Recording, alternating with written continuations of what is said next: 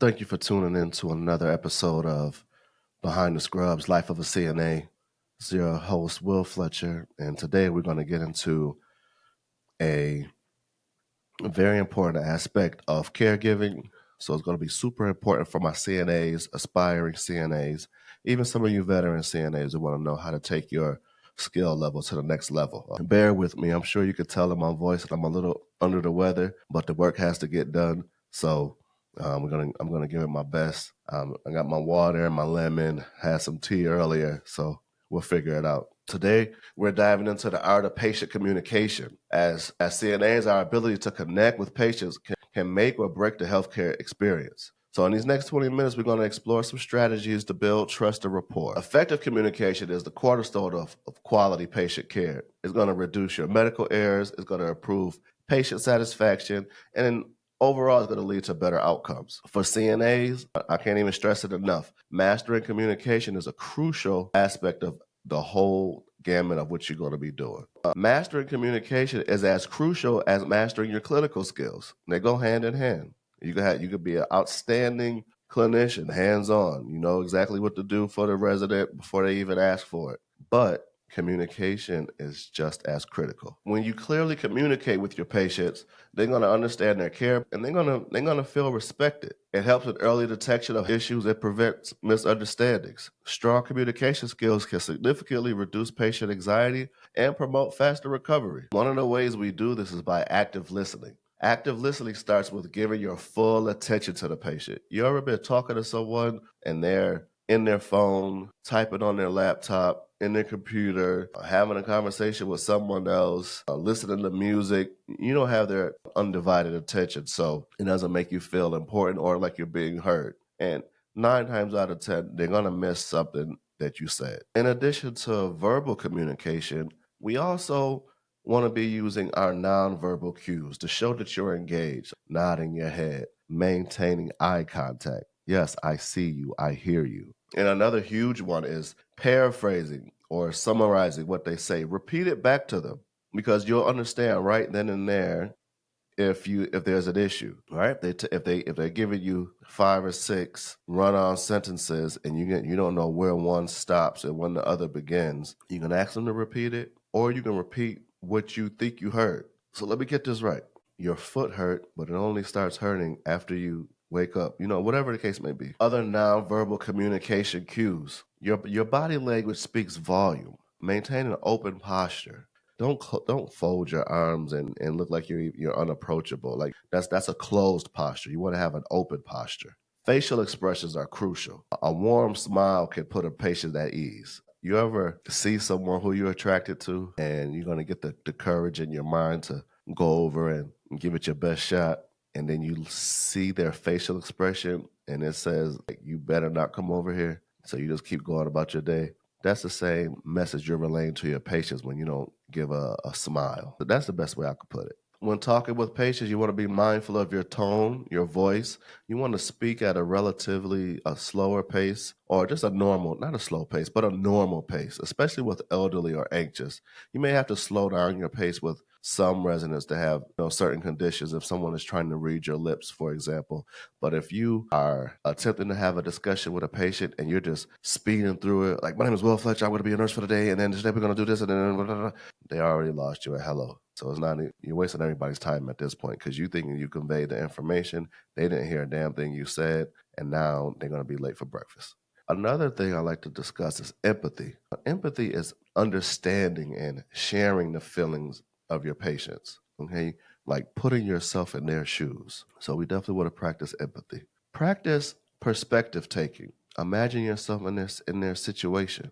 How would you feel if you were in a hospital room, away from your family, no visitors? The only visitors you get is the healthcare staff. And then to make it worse, they're not even nice to you. They're not even speaking to you. They just come in and do their job and leave. So if we start putting ourselves in the shoes of our patients, then we're going to be treating them and talking to them the way we want to be talked to and the way we want to be treated. To piggyback off the empathy, you want to use empathetic statements. I understand this must be difficult for you. Yeah, that's that.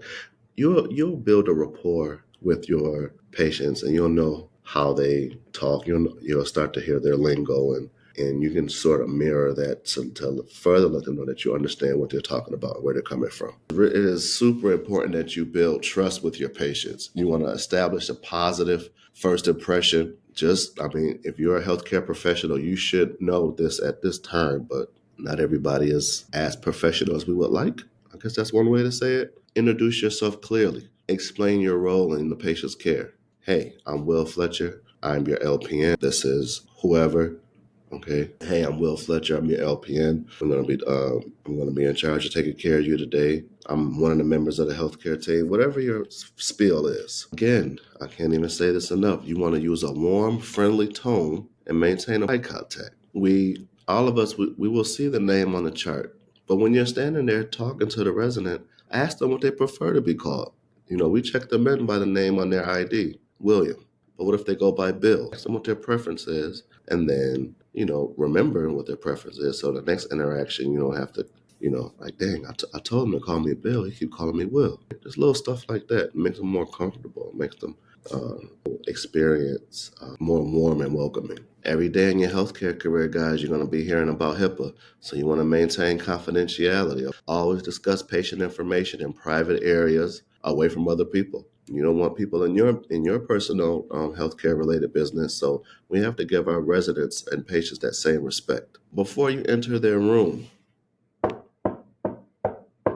knock. Ask permission before entering their room. Even if the door is wide open, give them that respect. And it's not even, it kind of sucks that I even have to say this, but do not talk about one patient's information with another patient. That is, again, violating their HIPAA rights. We want to be consistent with our communication. Right? Many times we say what sounds right, or we say what we think the other person wants to hear, and when you said it that you didn't mean it. So we have to prevent from doing that. Stop ourselves from saying it. Follow through on your promises and commitments you make to your patients. If they tell you they want to talk to you and you really can't talk right now, many times we'll just say, hey, I'll be right back. Hold that thought. If you know you're about to leave in 10 minutes, will you be right back? Absolutely not. Don't ignore them. Just explain. Simply explain. Communicate. Use your words. Hey, I really want to hear what you got to say, but I got to get to this. I got something pressing right now. Can we do it later? Can we talk about it? I wouldn't say tomorrow either, because that just make me sound unimportant. But don't say you'll be back in 15 minutes when you know it's going to take you 2 hours. That's the best way to put it. When providing care, discuss it with them and allow them to participate. If you see something on the care plan and it doesn't match with what you see when you're actually taking care of the resident, have a conversation with them. Hey, and then take it to your nurse. I noticed on the care plan it says the resident cannot walk without assistance. When I walked into the resident's room, I saw them coming from the restroom all alone, no crutches, cane, or walker. You want to be professional at all times. Maintain a consistent approach with your resident when you interact with them. No matter how you feel personally, whether you're not having a great day, like myself right now, I'm a little nasally. I really don't feel like talking. But if I've built that relationship with my patient all week, all month, and all of it, now today I don't feel like talking, so I just walk right past them. That probably ain't the best thing to do. Okay, so again, you have to put yourself in the shoes of the resident. If you see somebody who you've been kicking it with every day, then all of a sudden they walk right past you like they don't see you, you're going to feel a certain type of way. Throughout our interactions with our residents, we're going to learn that not everyone is from America. We're going to learn everybody's not from Georgia. We're going to learn that not everyone is from Athens. So when we are having communication, it's going to be different for each resident. It's not a one-size-fits-all type thing. Okay, even some of the bullet points that I'm expressing with you today, they may not work for everybody. Okay, so you have to pay attention to your resident. If you come across a certain situation and it is appropriate to ask them about their cultural preferences. We're all adults. We know what's appropriate and what's inappropriate. We ask the question that's going to help you do your job better. Asking them, do they believe in this God over this another God, is not going to be all that beneficial to you providing their activities of daily living or assisting them with their activities of daily living. We have to develop a rapport with our residents. Okay, let's find some common ground. Find out, find out how they feel about certain things. Start just general conversations. We typically, let me stop you right now. I know this time of year everybody gets a little crazy, but we typically avoid politics and religion, especially in a professional setting. Understand me? We avoid politics and religion. Moving on. So, at the time I'm recording this, some parts of our country are recovering from hurricane. Ask them where they're from. Do they have, did you hear about what? It's crazy what's going on in Florida. Do you have any relatives there? Oh, you're from Florida. Was your part, the part where you lived in, was it affected by the hurricane? Any of your loved ones? Did everyone, make it to Georgia okay? Whatever, just get them to talking. And usually you don't even have to do much, because once you get them to talking, they'll carry the conversation from there. You just nod your head and throw a couple of mm-hmms in there. Is that so? Just let them know you're listening, and they'll open up. You started with the weather, and then you ended up with their favorite recipe somehow. Okay, it's funny how that works. When you're talking about yourself, again, you want to be appropriate. I tell my students we can be friendly, but we're not their friends. So when you discuss yourself, make sure that it's something positive. Happy birthday. You got a birthday coming up. You got a promotion at the job. You got a raise, even though that's none of their business, but something positive. Not, somebody died, somebody just got cancer, your lights got cut out, you can't pay your rent, not stuff like that. And then you want to show interest in their lives, like before they came to your setting. Like they have had a life before they got to us. So ask questions about that. Were they athletes? Did they sing? Did they dance? What kind of work did they do before they retired? If they retired, are they still working? Stuff like that. Everything doesn't necessarily have to be related to their condition, which, depending on what they're going through, could be depressing or just not pleasant to speak about. And then my go-to is humor. If I can make them laugh, my job is that much easier. You can gauge their mood. If you throw out a little joke and then they chuckle and laugh and open up to you, great. But if you give them your best joke and they look at you like, what the hell is wrong with you? Then that's probably not going to be the approach for that resident, for that patient. Share a light, positive story to create a friendly environment. If it relates to something that they're going through, or you think they might enjoy, go ahead and share it. And that'll, hopefully, when you share your story, that'll give them the opportunity, like, well, since we're trading stories, they'll share back with you. And now you guys have an open line of communication. Again, you want to be mindful of any cultural differences. You don't want to, you're not, sitting around the house with your, the people you grew up with or your family members. Some other jokes I admit, some of the jokes that I tell at the basketball court, I can't tell in the classroom. Y'all know what I'm talking about. So all of these things are helping you build a rapport with them, and it's giving you ideas to talk about for your next interactions. Every time you talk with them or take care of them, gather that information so you can use it for the next time. Remember details. If you remember their birthday, remember they have a son who's studying to become a lawyer, ask about him. Everybody loves stuff like that. They don't want to. It shouldn't be a cold approach. Like you can actually be a human being at work. Imagine that. Okay. So again, you want to use the information that you gather for future interactions, and this shows that you remember and that you actually even care. Ask follow-up questions. They were going out to dinner with their daughter and granddaughter, after homecoming or something. So if it's the next day, and or the next weekend, did the little Grace, do you have pictures of her homecoming dress? What did she wear to homecoming? Did you take pictures? What you guys eat at the restaurant? Is she dating? Oh my goodness. Not yet. Okay, you guys are lucky. Wherever the conversation is going, keep them smiling, keep them talking. And often they'll forget that you're there to do, something that may not be as cheerful. If I'm coming to give an insulin shot, For some people, it's painful. Some people, don't really care. Little tricks that I picked up. Like I said, I've been in healthcare since 1996. I mean, on and off, but I started in 1996. Showing the patient that you genuinely care is not only going to be good for them, but it's also good for you, especially those of us who are aspiring to be more, aspiring to do more.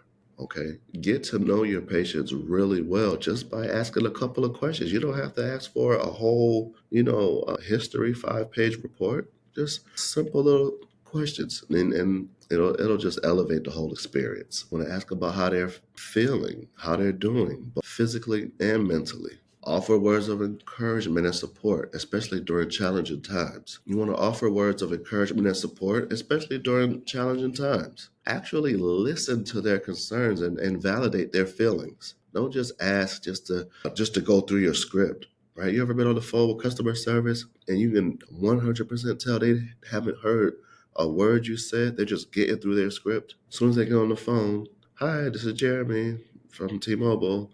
I'm like, hey, this is Will. I got the new iPhone."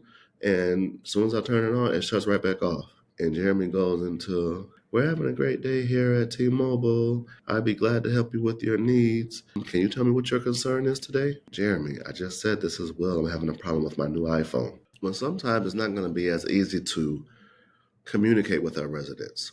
So you want to use simple, clear language. None of the medical jargon that we use at work or that we learn, in class. We don't want to use the acronyms or, "Hey, I'm thirsty. Can you bring me a glass of water?" "Oh no, the doctor says you're NPO for 12 hours." They have no idea what you're talking about. So for some, it may be they speak a totally different language or they don't understand what you're saying. They have receptive aphasia. You want to use visual aids and gestures. If you're there to take them to the restroom and they don't understand what you're saying, point to the bathroom, point to the bedside commode, show them the bedpan. If your resident or patient is experiencing some type of hearing impairment, you want to look them directly in the eye, speaking clearly, slowly, and that may help. They may be reading your mouth, your lips. You may have to use little written notes if they have difficulty hearing. If they can see pretty good, write them a short note. Don't write a whole essay, but write a short note. "Time to eat," something like that. That'll be beneficial. But overall, the most important thing you probably want to do is just be patient. Understand what they're going through.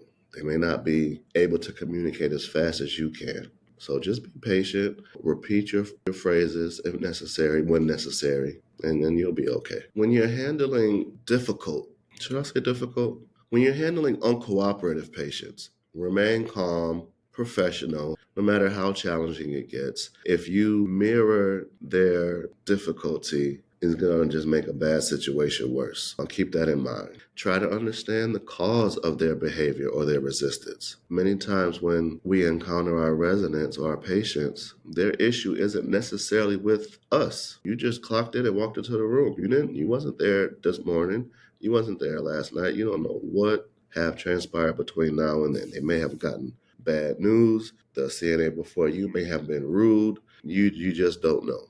So don't take it personal. You want to use de-escalation techniques and seek help from your team, especially if you just came onto the shift and you're doing the rounds with the previous shift. Ask them, like, "Everybody good?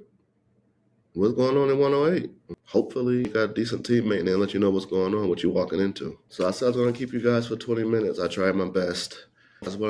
Before we get out of here, I just want to reiterate that effective communication is crucial for building trust and rapport with patients. You want to actively listen to what's going on. You want to give nonverbal cues. You want to show empathy, and those are, we said earlier, communication is just as important as your clinical skills. You want to be consistent. You want to be culturally aware. All of this will help you communicate better. And like any other skill you have, you got to work at it. To communicate better, you got to actively seek feedback from patients, colleagues, supervisors. Every time you're having a discussion and afterwards the need is not being met, or you feel like the person isn't responding appropriately, you have to look at yourself first to see if you are actually saying what you think you're saying. We do it all the time. You think you're communicating effectively, but you're leaving out key information. I want you to remember that every interaction is an opportunity to enhance your communication abilities. So think of it as practice every day. Thank you guys for listening. Hopefully, this helps someone, and we look forward to seeing you at our next episode.